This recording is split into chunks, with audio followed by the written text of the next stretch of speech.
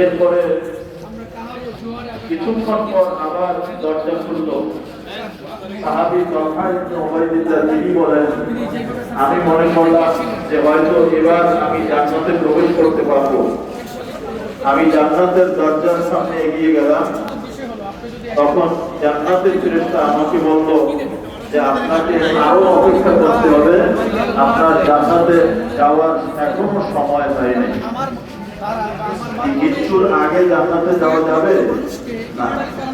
যেহেতু ওই সাহাবী জীবিত স্বপ্নে দেখতেছেন, ওনার তো জান্নাতে যাওয়ার সময় হয়নি, এজন্য ফেরেশতা তাকে ফিরিয়ে দিলেন যে আপনাকে আরো অপেক্ষা করতে হবে। সাহাবী স্বপ্নে দেখার পরে পরদিন সকালে বাকি সাহাবীদের সামনে তিনি তার স্বপ্নের কথা বর্ণনা করলেন।